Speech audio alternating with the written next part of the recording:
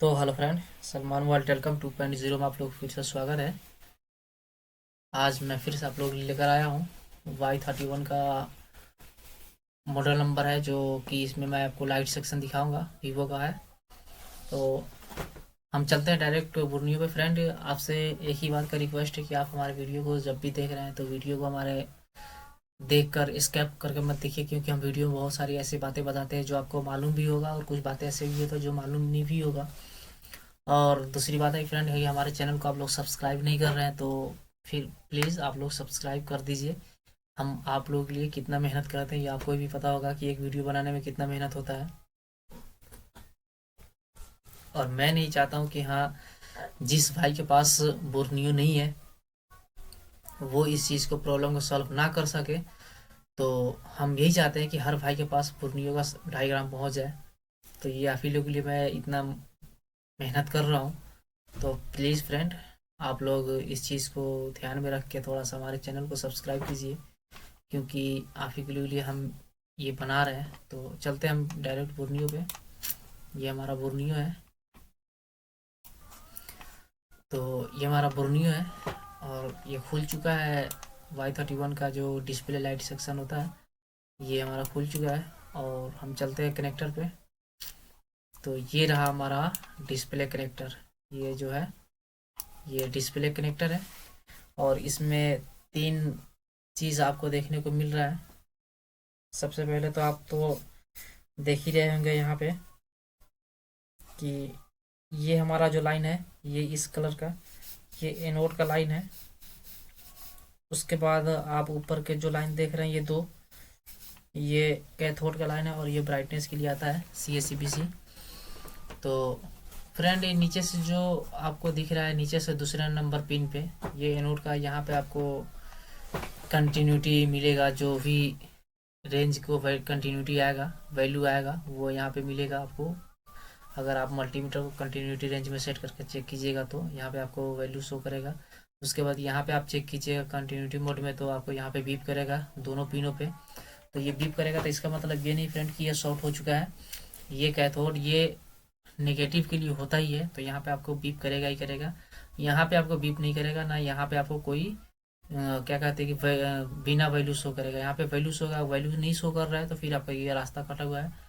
तो फ्रेंड, हम चलते हैं। ये देख चुके हैं कि ये हमारा तीनों लाइन जा रहा है। यहाँ पे देख रहे हैं ये तीनों लाइन जा रहा है।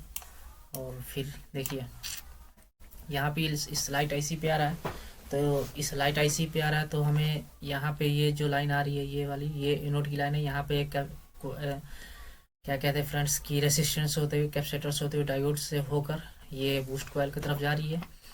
और यहाँ पे हमारा जो कैथोड है, ये कैथोड आप देख ही सकते हैं कि यहाँ पे लाइट आईसी के इस वाले पिन पे जा रहा है, इस रेसिस्टेंस से होकर। और सबसे बड़ी बात है फ्रेंड कि यहाँ पे लाइट आईसी जो लगा हुआ है ये सीपीयू के बगल में लगा हुआ है।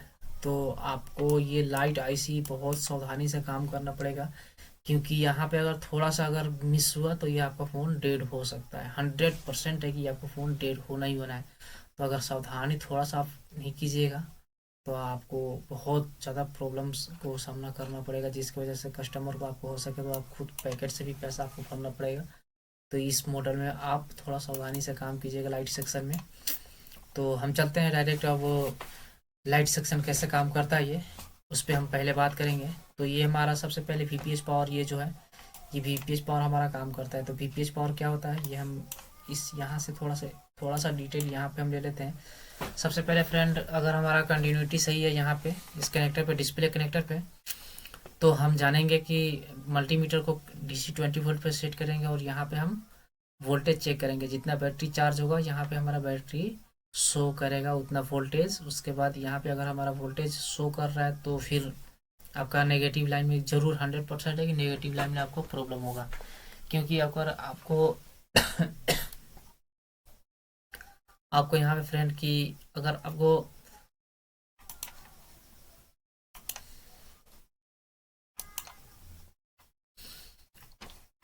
यहाँ पे आपको फ्रेंड की जितना बैटरी चार्ज होगा यहाँ पे शो करेगा। अगर ये शो कर रहा है तो फिर यहाँ पे नेगेटिव पे आपको प्रॉब्लम होगा। नेगेटिव में आपका वोल्टेज नहीं बन रहा होगा तो नेगेटिव का भी आपको चेक करना पड़ेगा। उसके बाद आप वीपीएच पावर चेक कीजिए। तो ये जो वीपीएच पावर है, ये वीपीएच पावर देखिए कहाँ से बन रहा है, यहीं से हम चलते हैं। ये वीपीएच पावर यहाँ से एक आईसी से निकल कर जा रहा है, जो कि ये कॉइल है। कॉइल से होने के बाद ये कैपेसिटर से होते हुए यहाँ से होते हुए ये वीपीएच पावर जा रहा है। इसको थोड़ा छोटा कर देते हैं और देखिए ये वीपीएच पावर ये बूस्ट कॉइल पे जा रहा है डायरेक्ट। ये बूस्ट कॉइल से होकर इस कैपेसिटर से होकर यहाँ पे आईसी के स्पिन पे आ रहा है। उसके बाद यहाँ से ये लाइट आईसी के इस पिन पे होकर इस पिन, ये जो पिन है यहाँ से होकर ये बूस्ट कॉइल पे आता है। ये बूस्ट कॉइल से होने के बाद ये 24 या 25 वोल्ट तक ये सप्लाई करता है। ये जो डायोड लगा इस डायोड को ये इनेबल डिसेबल का काम करता है। ये आपको जैसे वोल्टेज इधर से पास करेगा, ये इधर से निकालेगा, लेकिन इधर से ये वोल्टेज नहीं करेगा। तो ये लाइट आईसी का यही एक खूबी होता है और डायोड का।